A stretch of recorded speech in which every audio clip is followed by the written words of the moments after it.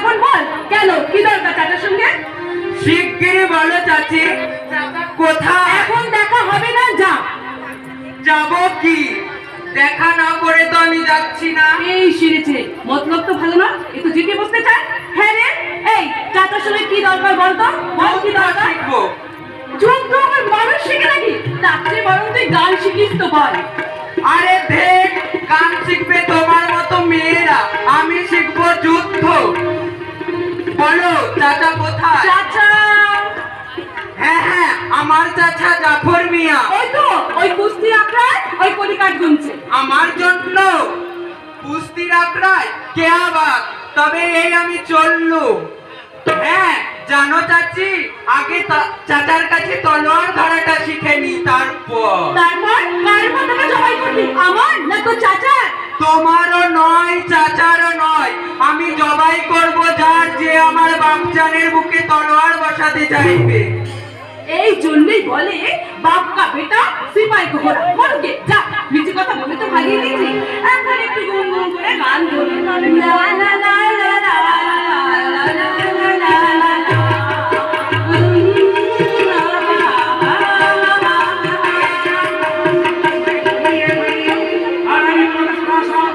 হয়ে গেল, আর গান হবে না। এই তোমরা কি বলো তো? না তোমরা মোটেই মানছো না। আমি কি জানো?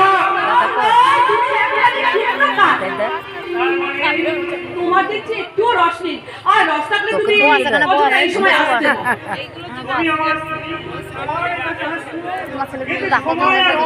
তা আছে বই কি, আমি তো তোমার মতো গোড়া মুসলমান নয় যে সব সময় ওই কোরআনের মধ্যে মুখ গুজে পড়ে থাকবো। আমি গান ভালোবাসি, আমি গান চর্চা করি আর গান গাই। আর যখন তখন সে তাল কেটে দেওয়া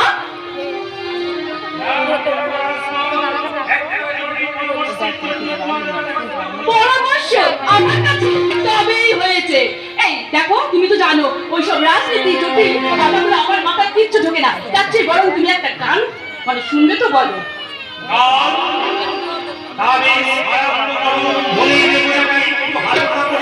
তুমি শুনবে প্রিয়তম আমার গান?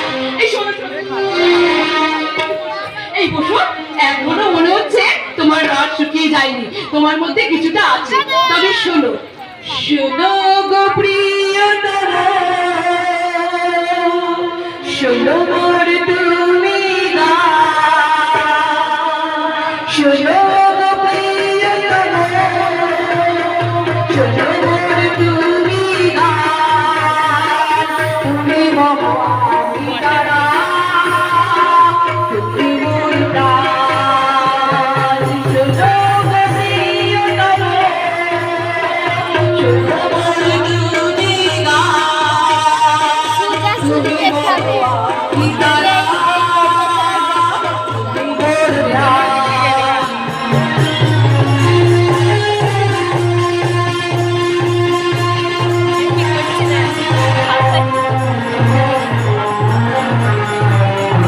তুমি মোর নিঃশ্বাসে সুবাসিত সুবিধান।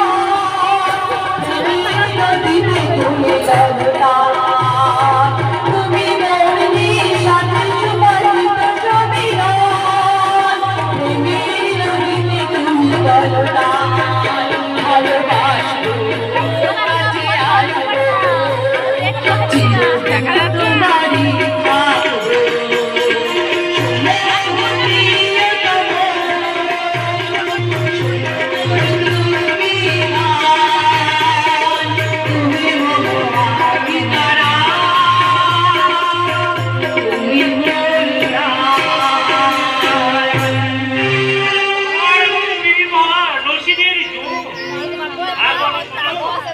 আমি শিব নগরে এত আনন্দের কথা, কিন্তু বাজারে হয়ে রাজা প্রতাপ নারায়ণ ছেলে অসীম কুমার আমাকে মাথা নিয়েছি। তুমি তার মাথা নিয়ে এসো তো। না বলবো, মাথা নেওয়ার জন্য টাকা নিয়ে বেঁধে দিয়েছিল, কিন্তু সুলতান দিয়েছে। তবে তো এক্ষুনি আমাকে সুলতানের কাছে যেতে হবে। কেন? এই অন্যায়ের প্রতিবাদ না দেওয়ার তার নীতিবোধের প্রশংসা করতে। তুমি কি বুঝতে পারছো না আসমান? ভাই জানেন এই পাগলামির জন্য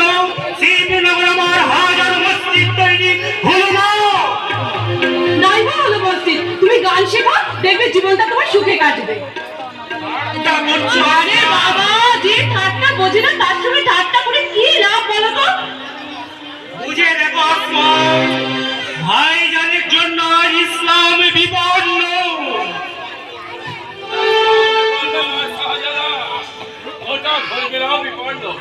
মমিন খান, ইসলামের এই অপমান আমি আর সহ্য করতে পারছি না শাহজাদা। তাই বাংলা ছেড়ে চলে যাওয়ার আগে আপনার অনুমতি নিতে ও হয়ে আমি তোমাকে অনুমতি দিচ্ছি মমিন খান, এই মুহূর্তে এই স্থান তুমি পরিত্যাগ করো। আসমা, ও তোমাকে মানুষ হতে দেবে না। অমানুষের ভয়ে বেঁচে থেকে রাখিলাম। কি দাদা অমানুষ? শুধু অমানুষ নয়, ইসলামের শত্রু। মমিন খান, ইসলাম ধর্মী হয়ে ইসলামের বীরের দরগায় আগুন দিতে পারতেন না। কি বললি? দাদা পীরের দরগা? না কখনো না, এই বিলকুল ঝুঁক আছে। ইয়াসিন, ইয়াসিন,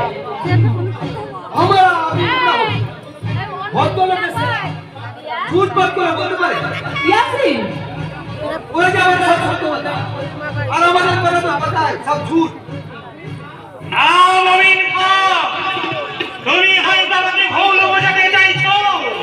সুলতান আর যাই হোক, মুসলমান হয়েছে পীরের দরগায় আগুন দিতে পারে না। আর যদি তা নাই থাকি, তবে নিশ্চয়ই কোনো কাফির হিন্দুতা করেছে। কেমন কাফের বোধহয় বাংলাদেশ আর কেউ নেই। তেমন কাফের পথে ঘাটে না থাকলেও এই প্রাসাদে আছে। কে সে? তার নাম কি আসমা? পারবে পারবে জানো, তবে তোমার ওই ধারা নষ্ট করা এই মমিন খান বুকে বসিয়ে দাও। মমিন খান কথায় তুমি ভাইজানকে অবিশ্বাস করো না। কিন্তু পীরের দরগাও জিন্দ দরগার পোড়া মাটির উপর দাঁড়িয়ে তুমি হাজারটা নতুন দরগা তৈরি করো। তাতে যদি সর্বস্ব ত্যাগ করে তোমার হাত ধরে আমাকে খোকিয়ে নিতে হয়, আমি তাই দেব। তবে হুঁশিয়ার, এই মমিন খান কথায় ভাইজানের উপর অস্ত্র ধরলে তুমিও কি আমার মুখে তলোয়ার বসাতে চাও? না, সেই তলোয়ার তোমার বুকে না বসিয়ে আমি আমার নিজের বুকে বসিয়ে এই দুনিয়া থেকে চলে যাব। চাপিয়ে দিনে বুঝে সাধু সাজতে চাইছেন। গায়ে আনে আমার কি বলছো তুমি খাসে? শাহজাদা যে তার আপন ভাই। ভাই, কাফেরদের ভালোবাসতে যে ইসলামকে অপমান করে তার কাছে ভাইয়ের কোনো মূল্যই নেই। এই বিষটাই বুঝে আপনি শাহজাদার কানে দিয়েছেন। না দেওয়ার পরবর্তী হবে কি? তুই সব এবার এবার আমি না তুমি জান তালামারি খেয়ে দেওয়া থেকে পুষ্ট হয়েছ। সুলতান জালালউদ্দিন খবরে গেলে যে তোমাকে সামান্য দাসীলতা থেকে মুক্তি করতে গিয়েছে, সেই মান সুলতানের মুখে তুমি আঘাত করতে চাইছো। সন্তানের যে রক্ত বলি, তোমার রক্তটা আমি সহ্য করব না। সন্তানের সঙ্গে দোস্তানি করলে শাহজাদা বলে আমি আর তোমাকে খাতির করব না। কি? এত দূর স্পর্ধা? ইয়াসিন, আমার তরবারি নিয়ে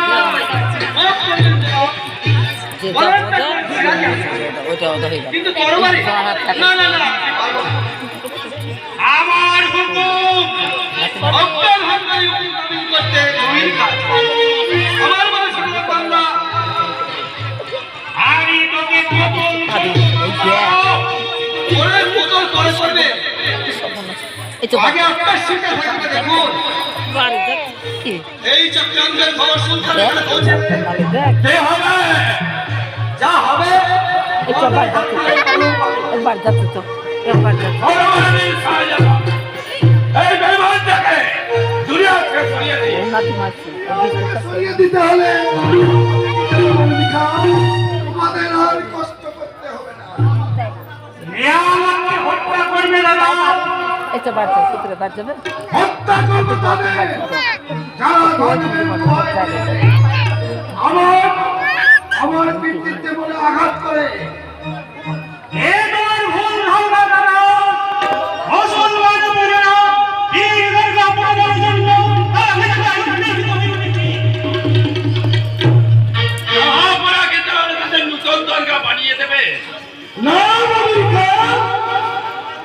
সেখানে বাধা তুলে উঠবে একটা দাতব্য চিকিৎসালয়। তাহলে কেন রায় বুঝবো দাতব্য চিকিৎসালয়ের জন্য তুই পীরের দরগা পড়েছো? তুমি নিজে বুঝেছ, আর কেউ তোমাকে বুঝিয়েছে? নইলে যে তোমার দাতব্য চিকিৎসালয় হয় না দাদা। ভাই হয়ে তুই আমাকে ভুল বুঝতে পারলি জাফর। তোমার মতো ইসলাম বিরোধী ভাই হয়ে এই যে থাকাইছি, তোর মরে যাও অনেক। এতটা ঘুমিয়ে পড়, রাত হয়ে গেছে, ঘুমিয়ে পড়। আমু, মাতালে তোমরা তোমার এই চিন্তা আমার বাকি নেই। জি দাদা জি, মনে করেছো কাফেরদের সন্তুষ্ট করে পবিত্র ইসলাম ধর্মের অবমর্যাদা করে তুমি মসনদ ভোগ করবে, তা হবে না দাদা, তা হবে না। জাফর মরবে, তবু সে ইসলামের এত অবমাননা আছে সহ্য করবে না। আমাকে তুই ভুল বুঝিস না রে জাফর। যে রে বাংলার ঘরে ঘরে, বাংলার ঘরে ঘরে মৃত্যু তাণ্ডব চলছে। অবাঙালির ভাষা বিনা চিকিৎসায় মরছে। লজ্জা বিমানে একটা বস্ত্র জোটে না। নিরন্ন মানুষের গুট মানে হাসপাতালে, সেখানে হাসপাতালে সেখানে ধর্মের ধর্ম নিদান্ত বিদ্রোহের মতনই লাগে। ওসব ছিল কথাই জাফর ভুলবে না দাদা। মনে রেখো, জাফর শুধু তোমার ভাই নয়, সে ইসলামের একনিষ্ঠ সেবক। আরে তুইও শুনে রাখ জাফর, শামসুদ্দিন তোর একাই দাদা নয়, সে মানুষের ব্যক্তিগত। সারা বাংলার দুর্বল করে অপরাধীকে আমি খুঁজে বার করবো। তারপর যদি আমার ধর্মের দোহাই দিয়ে তুই আমার মানব আঘাত করিস, তাহলে তোকে আমি ভাই বলে ক্ষমা করবো না জাফর। এ কি বলছেন জাহাপনা? শাহজাদা ভাই, আর পূজারাও তোমার পর নয় মমিনী খা। প্রয়োজন হলে আমি ভাইকে ত্যাগ করবো, তবে আমার দিন রুদ্র পূজা নেই। রক্তে আমি গোসল করতে পারি।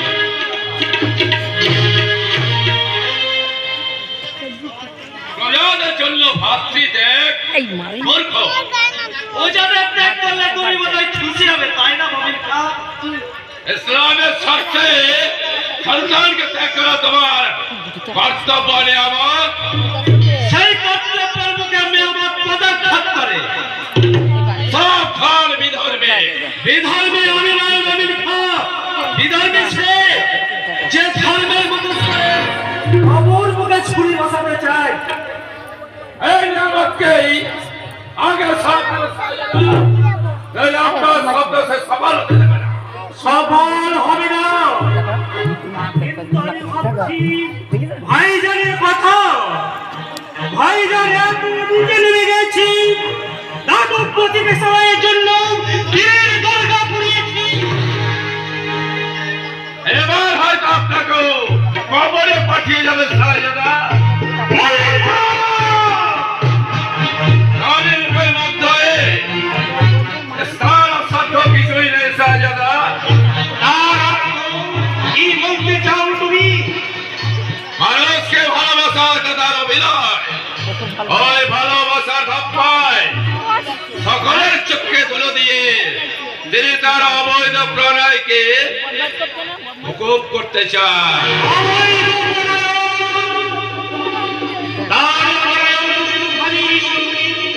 তিনি তার বিবাহিত স্ত্রী, এর মধ্যে বড়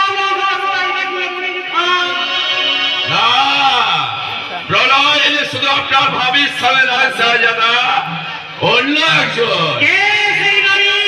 সে আপনারই তেল বাগিচায় বসরায় উড়ন্ত গোলাপ।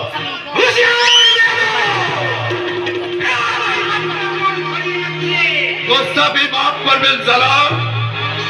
একটু চোখ মেলে চেয়ে থাকলে আপনি বুঝতে পারবেন আপনার বিবি বিজান আপনার চেয়ে আপনাদের ভাইজানের দিকে বেশি।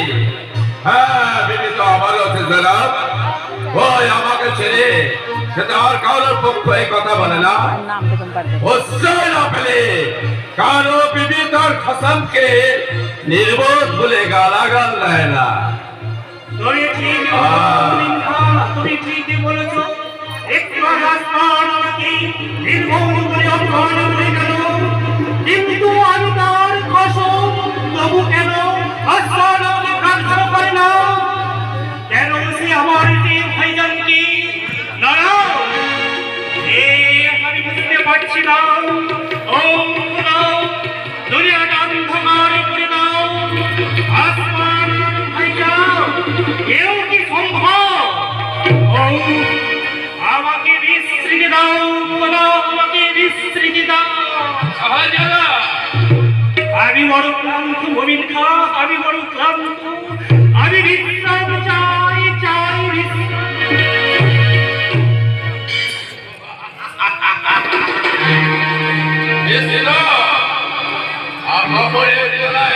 তোমাকে চির বিশ্রাম।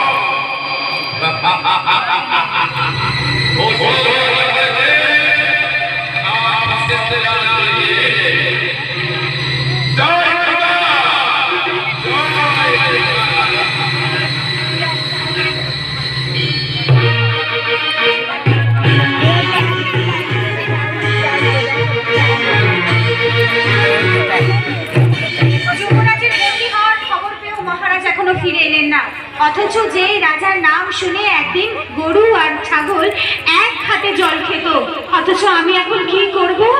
যুবরাজকে বন্দী করে নিয়ে যাওয়ার খবর শুনেও রাজা এলেন না, এখন আমি কি করব? কার কথা চিবিয়ে খাবো? আপনার কিছু নেই দিদিমণি? মহারাজ না ফেরা পর্যন্ত মহারাজের জন্য অপেক্ষা করতে গেলে যুবরাজের কাছে আর মাথা থাকবে না দিদিমণি। অর্জুন ভাই, হুকুম দাও দিদিমণি।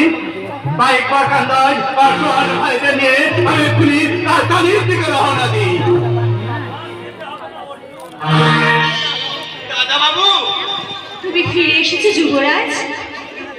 সুলতান তোমাকে ছেড়ে দিল দাদা বাবু? ছেড়েই যায়নি, তার সঙ্গে তিনি প্রতিশ্রুতি দিয়েছেন শিবনগর প্রজাদের উপর আর কোনো অত্যাচার হবে না। বাহ, তবে আর কি, তাহলে এই সুখবরটা গায়ের সব লোকেদের তুমি জানিয়ে দিয়ে এসো। তা না হয় যাচ্ছি, তবে হ্যাঁ, আবার যেন বেরিয়ে না পড়া হয় দাদা বাবু। সন্ধ্যার আগেই তোমাকে নিয়ে বুড়ো শিবতলায় যেতে হবে। কেন? পুরো শিবতলায় গিয়ে কি করব? তুমি আর কি করবে দাদা বাবু? তুমি শুধু দাঁড়িয়ে থাকবে, যা করবার আমিই করব। তা কি করবে শুনি? দাদা ভাইয়ের হয়ে 100 গন্ডি কেটে তার নামে পুজো দেব। তুই পুজো দিবি? তোমার জন্য যে মানত করে রেখেছিলাম দাদা বাবু, সেটা বুঝি ঘোচাতে হবে না? আমার জন্য তুই মানত করেছিস? হ্যাঁ গো দাদা বাবু, অর্জুন ঢালিকে তুমি যে বড় ভাইয়ের মতন ভালোবাসতে, তোমার বিপদে সকলেই চুপ করে থাকলেও আমি তা পারি না দাদা বাবু, আমি তা পারি না। অর্জুন ভাই মূর্খ হলেও সে কিন্তু মহৎ। তোমার মতো বুদ্ধিমতী মেয়েও এই বাংলাদেশে খুব কম আছে কবিতা। ঠাট্টা করছো? রাগ করে বিয়েটা ভেঙে দেবে না তো? সে কথা থাক, আগে সুলতানকে কেমন দেখলে সেটা বলো তো। দূর থেকে যা ভেবেছিল তাতে গিয়ে দেখলো ঠিক তার বিপরীত। তবে কি জানো কবিতা, কত ভালো মানুষ বাংলাদেশে কি বাংলাদেশের দল তার বিরুদ্ধে বীরের বাগায় আগুন দেওয়ার পরিকল্পনা কাহিনী প্রচার করে মুসলমান প্রজাদের উত্তেজিত করে। বলতে আর পারছি না, মনে জানা যাচ্ছে।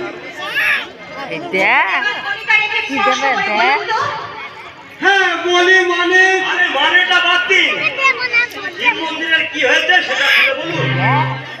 মানে বাদলা কি থাকবে বাবাজি, মানে মন্দিরটা ভেঙেছে, এইবার মাথাগুলো ছাতু করে দেবে। মন্দির ভেঙেছে? কোন মন্দির?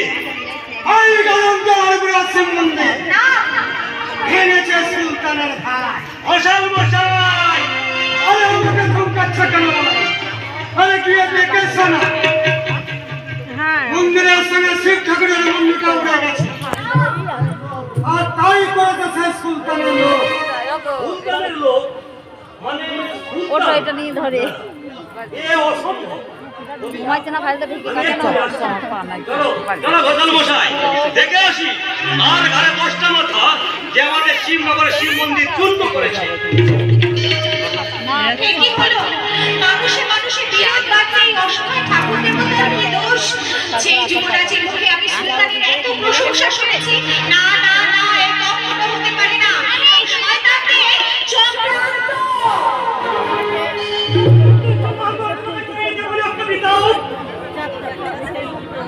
তুমি হঠাৎ এই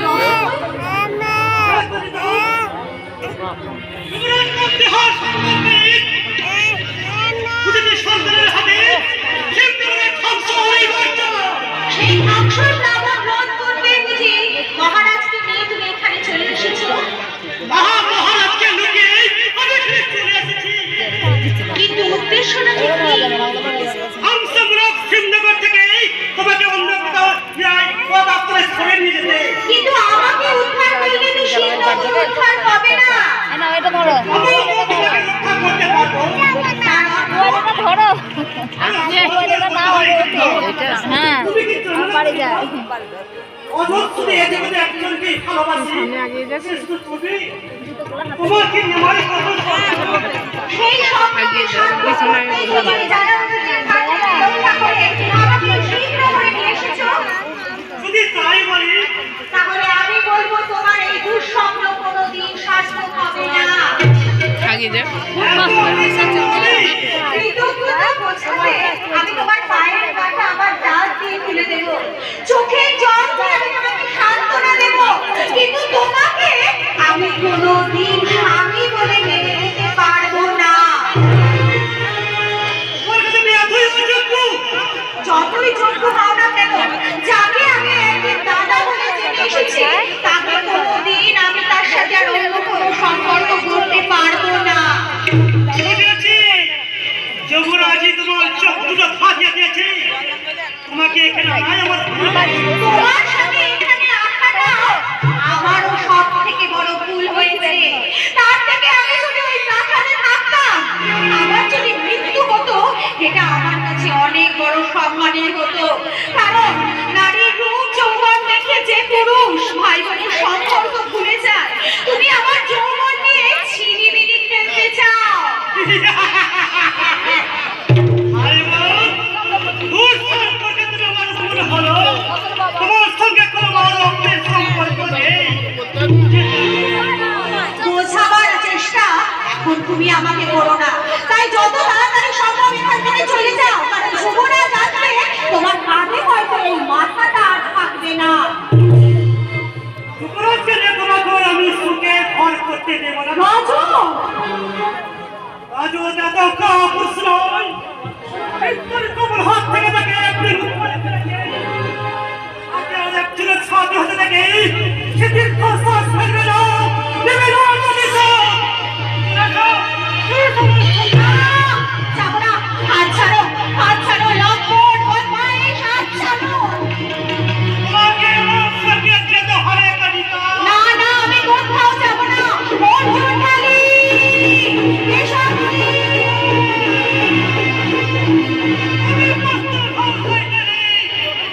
যে চোখের সবাই তুমি যুবরাজকে দেখে পাগল হয়েছিলে, সেই চোখ দুটো নিয়ে তোমাকে জন্মের মতো অন্ধক না। মহারাজ, বিশ্বাসঘাতক জানোয়ার, নারীর অবিনস্ত। এই জন্যই বুঝি আমাকে না জানিয়ে গোপনে চলে এসেছিলি। এই জন্যই বুঝি ভাই বলে পরিচয় নেই, কবিতাকে নিয়ে আমার কাছে আসবে। এই জন্যই বুঝি আত্মতা পুলিশি যেন তোকে বিশ্বনাথের বলে নিয়ে আসছিলাম। ওরে বসু, ওরে নরকের গীত, এই মুহূর্তে এই কথা দূর করে দাও। মহারাজ, মহারাজ, আপনি না এলে আমার নারী সম্মানকে আমি কিছুতেই আজ রক্ষা করতে পারতাম না মহারাজ। তবু তো বিশ্ববুদ্ধি রক্ষা করতে পারলাম না মা। তবে কি ওই শ্রীমতীর বংশের কথা সত্যি মহারাজ? ধ্বংসের কথা সত্য হলেও সুলতানের নামে অপবাদ মিথ্যা। একই পিতা কখন এলেন? কেমন আছেন আপনি? চোখের সামনে দেবতার নিগ্রহ দেখে ভালো থাকা যায় পুত্র। তোমার বন্দে হওয়ার সংবাদে ততটাই বিরোধী হয়নি যতটাই বিরুদ্ধে হয়েছিল আবার এই আরাধনা দেবী মন্দির শূন্য হওয়ার সংবাদ শুনে এর চেয়ে যে শান্তিতে আমার মুখে আবির করত আমি তা হাসিল করে ফেলতে পারতাম। আপনার ধারণা শিব মন্দির চূর্ণ হওয়ার জন্য সুলতানই দায়ী? হ্যাঁ পুত্র, যারা উত্তরের পুত্র ছাড়া এ জঘন্য কাজ আর কেউ করতে পারে না। মরবে, জগতের বুকের অস্ত্রটা মরবে। নির্জল অভিশাপ, কোনো লাভ হবে না। অবরোধ, বিদুর্বীর কবল থেকে ধর্মকে মানুষ চাইলে যায় শক্তি। যারা উত্তরের মৃত্যুর পর ভেবেছিলাম সাহসুদ্দিন মসজিদে বসে হিন্দুর প্রতি চোখে দেখবে, আজ বুঝলাম নাম ইন্দির কাছে কোনো হাত হবে না। হিন্দুরা ছাত্রের পুত্র কখনো রক্তস্বাদ হবে না। তাই তো ধর্ম রক্ষা করতে এবার আমাদের রক্ত পরিচিত হবে। শামসুদ্দিন কারো শত্রু নয় পিতা, তিনি মহান মানুষের দরদি বন্ধু। আপনি তাকে দেখেননি পিতা, দেখলে শ্রদ্ধায় আপনার মাথা নত হয়ে আসতো। আমি পেয়েছি তার মহত্বের পরিচয়। বিধর্মী হলেও তিনি হিন্দুর নমস্য। ধর্মের মোহে সেই মহামানবকে আপনি ভুল বুঝবেন না পিতা। মনসত্বের আদর্শে হিন্দুর দেব মূর্তি চূর্ণ করলো। মুসলমানের দরগাও তো বাদ যায় না মহারাজ। নিশ্চয়ই এই কুচক্রীদের চক্রান্ত। তাই সুলতানের নামে অপপ্রচার না করে ওই হিন্দু মুসলমান উভয় উভয়ের মধ্যে যারা এটা রটাচ্ছে সেই শয়তানদের আপনি খুঁজে বার করুন মহারাজ। সেই শয়তানদের আপনি খুঁজে বার করুন। এই দেশে ধর্ম লাঞ্ছিত হয়, সে দেশে উন্নতি হতে পারে না। অপরাধীকে মৃত্যু দিন মহারাজ, নইলে ধর্ম সমস্যা দাঁড়াবে। তার আগে সেই সব শত্রুকে দমন করতে হবে, যারা ধর্মকে আড়ালে রেখে এই সব অপকর্ম নির্বিঘ্নে চালিয়ে যাচ্ছে। সুলতানি হিন্দুদের সবচেয়ে বড় শত্রু ও রক্তের সঙ্গে মিশে আছেন কুশাস্ত্রবীর। নানা, আমি রাজা ক্ষমা করো, আমি ধর্মের অনুসরণ করতে পারবো না। বস্তু উল্লাসী, আমি সুলতান শামসুদ্দিন বাদশাহ সুন্দর করবো। আমার সাথে সত্য কথা বলবো না তুমি। ক্ষমা করবেন পিতা, আপনার আদেশ আমি পালন করতে পারবো না। সুলতানের কাছে আমি প্রতিজ্ঞাবদ্ধ, জীবন দিয়েও আমি তার জীবন রক্ষা করব। পিতৃদ্রোহী, পিতৃদ্রোহী। হবে না এই বাংলা। যারা উপরে ছোঁয়া লেগেছে হিন্দু যাত্রার ওপর, যেমন রাজা করেছেন পুত্র ইসলাম ধর্ম করে যারা উপরে হয়েছিল, তেমনি আমার এই পুরনো পুত্র সুলতানের কাজ হবে আমার বংশে ঢুকে কাজ করে দেওয়া। অপরাধী নিরুপায় পিতা। আমি নয়, পুত্র এই মস্তস্থান পর্যন্ত আমি তোমাকে ত্যাগ করলাম।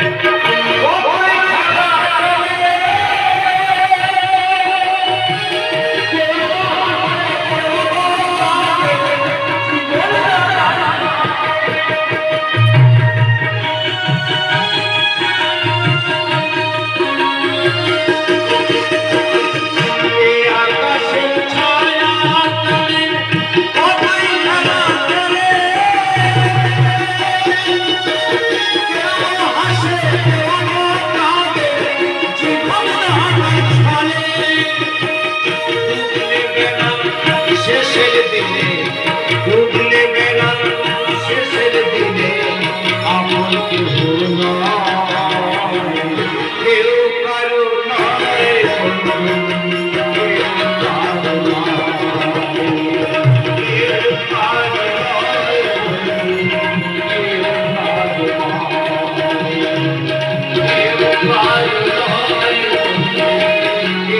কারো হৃদয়ের ভালোবাসা পাইলে সবার হাসি কান্না দুই বন্ধু একই জন্মে। হৃদয়ের ভালোবাসা পাইলে সবার হাসি কান্না দুই বন্ধু একই জন্মে। ডুবলে বেলা শেষের দিনে, ডুবলে বেলা শেষের দিনে আপন কেউ নয়, কেউ কারো নয়, কেউ কারো নয়, কেউ কারো নয়। শোনে রে শোনে মানুষ ভাই, শোনো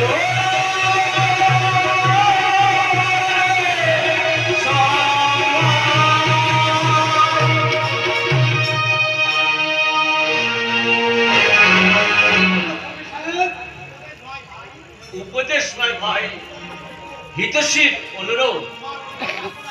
তোমার অনুরোধ রাখবো না হুজুর সাহেব। ধর্মের চেয়ে বড় আমার কাছে আর কিছু নেই। ধর্মের চেয়ে মানুষ বড় মহারাজ। তাই যারা ধর্মের মুখোশ করে মানুষের উপর অত্যাচার করে, খোদা তারা তাদের দোয়া করে না। তবে কারা পাবে তার নাম? এই হৃদয়ের ভালোবাসা পায় না সবার ঘরে।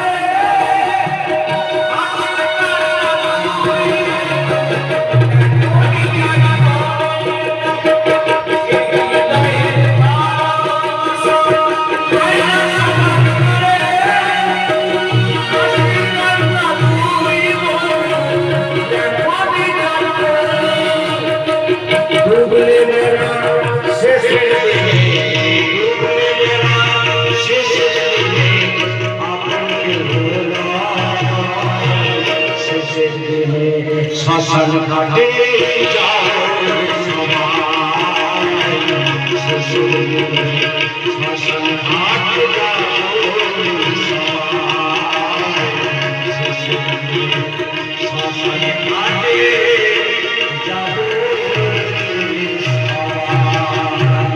কেউ বুঝবে না ফকির সাহেব, কেউ বুঝবে না, কেউ তা বুঝবে না।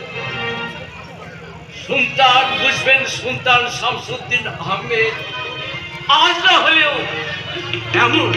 এমন একদিন আসবে, এই ধর্মের মুখোশ ছেড়ে মানুষ ভালোবাসার নেশায় পাগল হয়ে উঠবে। সেই দিন আসছে আর দেরি নেই। আমি দেখতে পাচ্ছি সেই দিন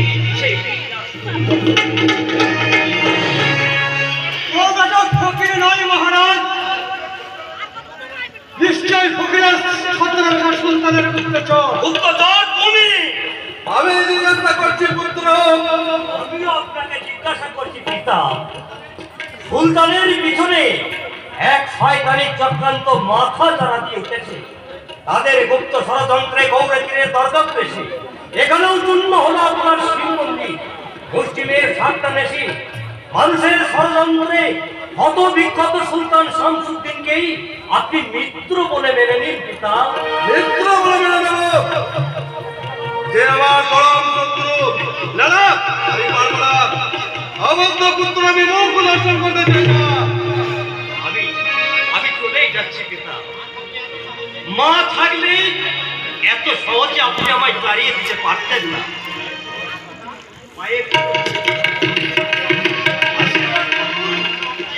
যেন অন্যায়ের পথে আমি আমার জীবনটাকে উৎসর্গ করতে পারি। আশীর্বাদ নয়, আবার তোমার প্রাপ্ত অভিশাপ। তাই আমি তোমাকে অভিশাপ দিচ্ছি। পিতার অভিশাপ এর কাছে আশীর্বাদ। আবার আশীর্বাদ। সুলতানের সঙ্গে একবার তোমাকেও কবরে যেতে হবে। অমনি সুলতানকে এক করতে পারবো না পিতা। মানুষকে যে ভালোবাসে, সে হিন্দুই হোক আর সে মুসলমানই হোক, আমার কাছে সে দেবতার মতোই উচ্চ। হিন্দু ধর্মের মর্যাদা রক্ষায় আমি জীবন দেব অনুরোধ। এর আগে আমার পেটটা ফুলে যাচ্ছে, কিন্তু বাইরে পাঠিয়েছে। আর ওদিকে মন্দির ভাঙার জন্য আমেরিকা মোটা টাকা দেবো বলেছে। এখন সব আশায় ছাই হয়ে যাবে, ছাই হয়ে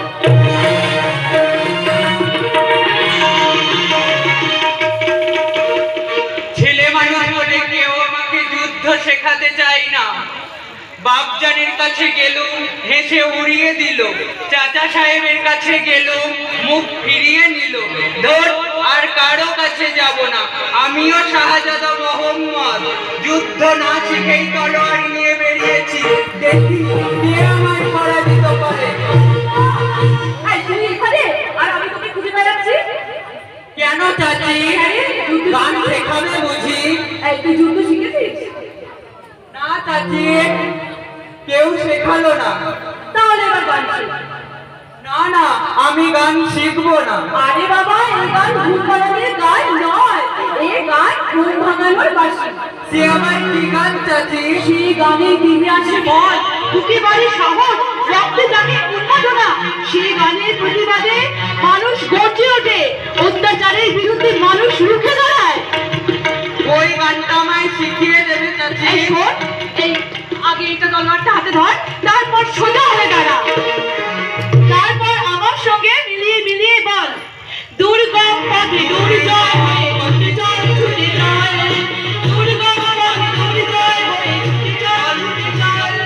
উঠুক ঝড়, উঠুক বল, উঠুক থাকুক মনোবল। দুর্গম পথে দুর্জয় হয়ে ছুটে চল, ছুটে চল।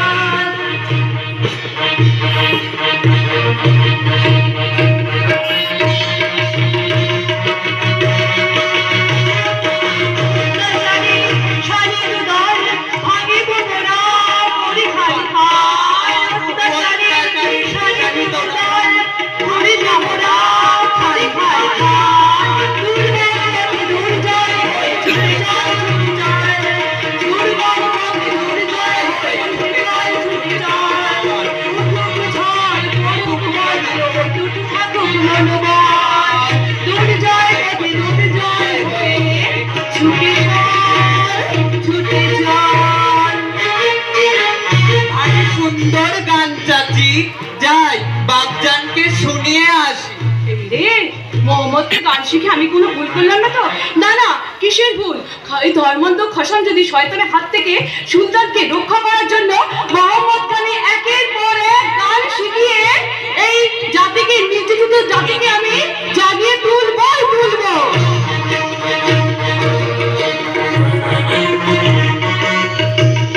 কি বললি? আমি ভাতৃহত্যা, আমি নাপাক, আমি ইসলাম বিরোধী।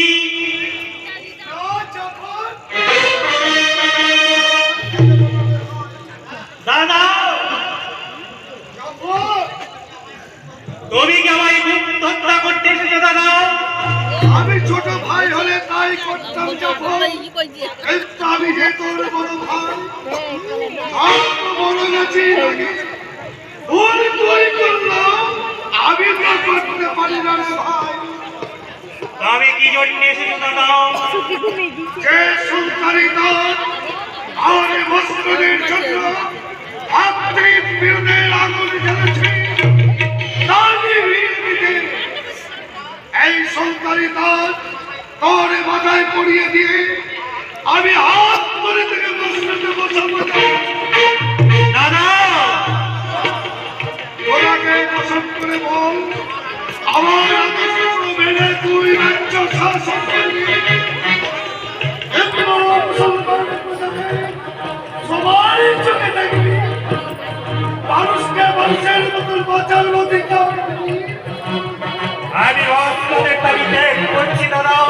তুমি খোদার নামে শপথ করে বলো, আজ থেকে তুমি ইসলামের আদর্শ মেনে চলবে। দ্বীপে নামে আমার হাজার মসজিদ তৈরির কাজে সহযোগিতা করবে। প্রজাদের উচ্ছেদ করে মসজিদে বানাবো। তোমার ধর্ম কি দাদা? আমার ধর্ম ইসলাম, কিন্তু আমার আর একটা ধর্ম আছে তোমার ধর্মময় বিদেশি দাদা হিন্দুদের প্রতি কি শুধু পক্ষপাতিত্ব করতে শিখিয়েছে?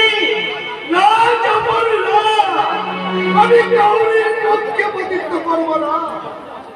তাহলে অস্ত্র দাও বাংলার অস্ত্র কাকে চাই দেখি। তোমার ইসলামের দেখি আমার গুরু ওরা মুসলমানকে।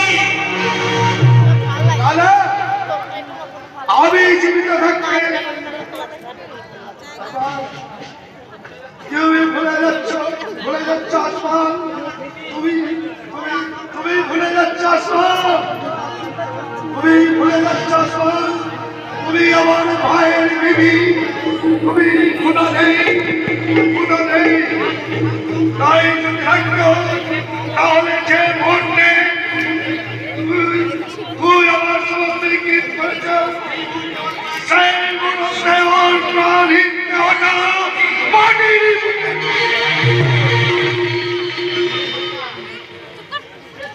ওরে শয়তান, এই তুই ধর্মী, এই তোর মনুষ্যত্ব, যে ভাই তোর মধ্যে আদর্শ নেই, দুনিয়া অন্ধকার দেখবো, কত বিনীত রাত্রি তোর সজ্জার মধ্যে জেগে কাটিয়েছে, চারিদিন বলে তোর সিংহার ধারায় ছিল ভক্ত, তাকে তুই তারা তোর সব অপরাধের ক্ষমা করতে পারি যাবো, কিন্তু এই অপরাধের ক্ষমা নেই।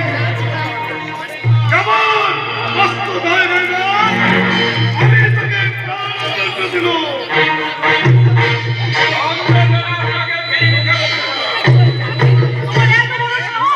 নবীন খান গোলাম হয়ে তুমি মহামান্য জাহাপনার তুলে তুমি বুকি ধরো। আমার সুলতান মোহাম্মদ জাফর আলী খান।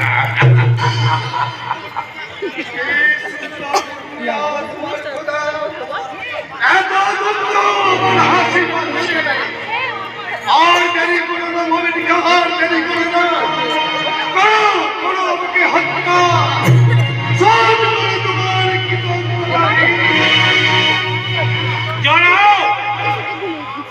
বাধা দিস রে মা, বাধা দিস রে। যে দেশের মতো মোমিন খান মতো জাফরের মতো ভাই আছে, সেই দেশের মতো সুখী হতে পারে না।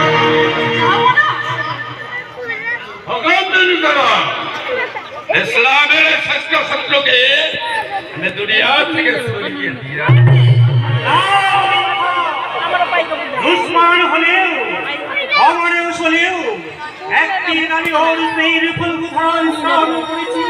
একই পিতার অঙ্গ সমাধির জন্ম, সে কথা ভুলে গিয়ে দাদা আমার দিকে ছুঁড়ে বসাতে চাইলেও আমি পারবো না আমার বড় ভাইয়ের পুরে গোসল করতে।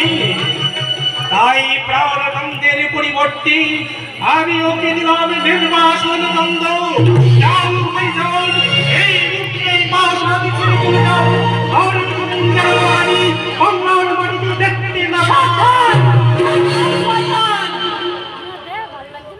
দেশের মতো হয়ে গেল কথা।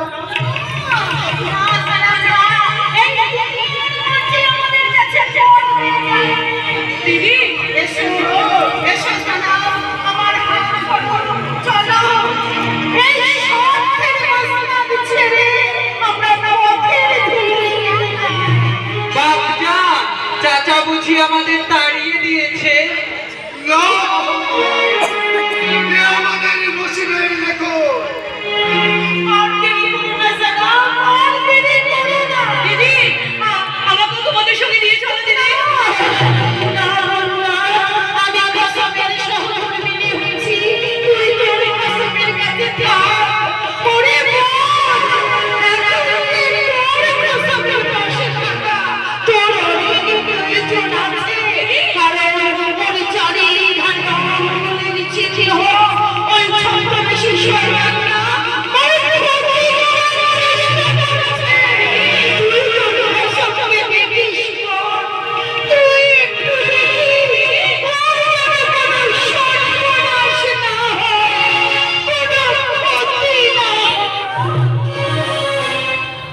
জাফর, যত যত ভুল